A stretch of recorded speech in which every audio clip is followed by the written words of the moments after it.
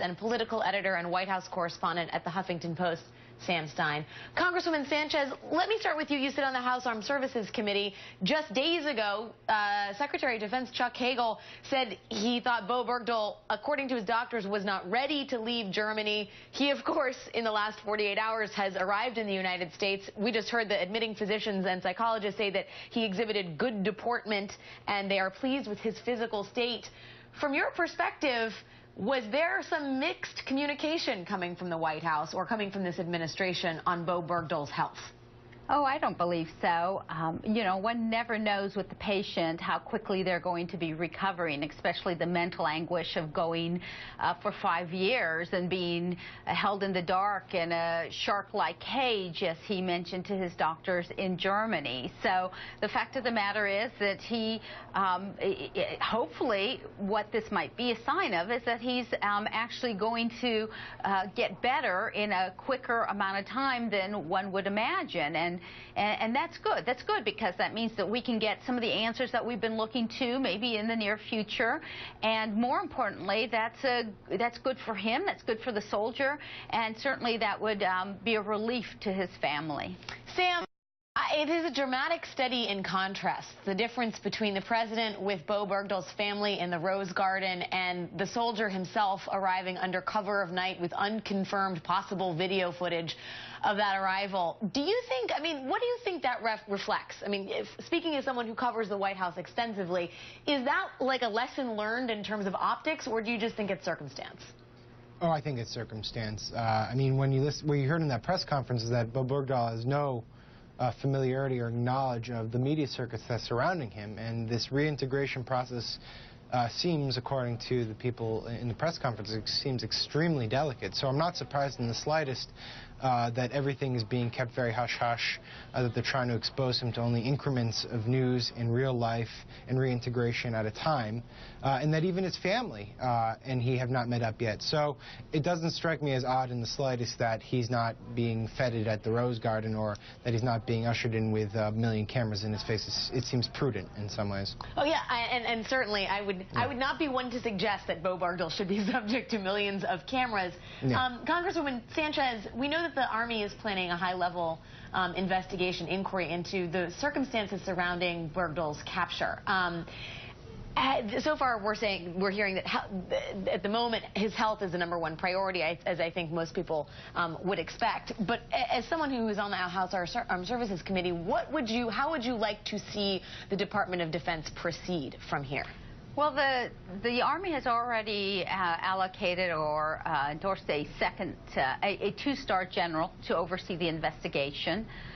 You know, first and foremost, I mean, think about what we did in order to get this young man back.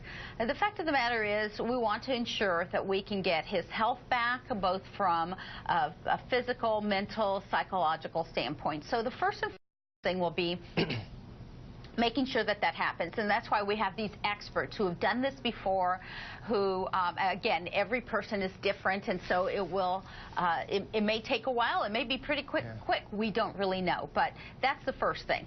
As soon as his psychologists understand and can tell that he is integrated, that he is understanding the world about him, I am sure that we will have professional questioners who will go in and say, okay, talk about what you believe happened that day, can you remember it, and not only try to get the story from his set of circumstances, what was going on.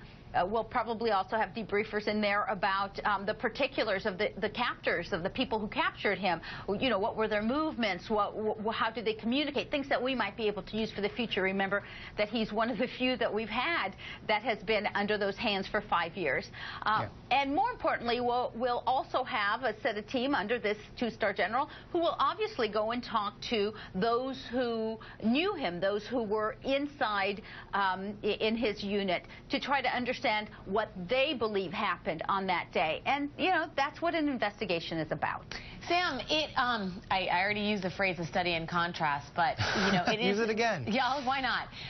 It is a particularly fraught day, I think, to be having this press conference, given what is going on in Iraq, and given the fact that Bo Bergdahl in many ways represents one face of the drawdown in Afghanistan, the return of Taliban insurgents to the area, at least, underscores the sort of tenuous nature and the fragmented nature of our engagement over there. And the region in general, the instability that continues to plague that part of the world. For the White House, you know, how much do you think Iraq will inform how they deal with the Bergdahl issue and, going forward, Afghanistan? Well, it's interesting. I think actually 3 events here are intertwined. The Bergdahl event, obviously what's happening in Iraq right now, but also the scandal surrounding VA care. Of course. You know, I was thinking about this last night, but we've segued from a scandal about how awful and legitimately awful it is that our veterans are not getting the care they deserve and that people are covering up the wait times, to wondering whether or not we should have kept troops in Iraq. And we've not really stopped and noticed the connection to the two. And I think you're right to point out that the Bergdahl thing has a connection as well, and that is that when we go into these theaters, when we go into these war zones, we're dealing with a lot of bad actors, and there's a lot of collateral damage that comes and accompanies it. And we need to take these into consideration. I'm not saying that there's going to be plenty of Bo Bergdahls in the future, but we do need to take these into consideration when we decide whether or not we're going to stay, keep residual forces in Iraq, and what we're going to do when we get out of Afghanistan. Congresswoman Loretta Sanchez and the Huffington Post's Sam Stein, thank you both for your time. Thanks, Alex. Thank you.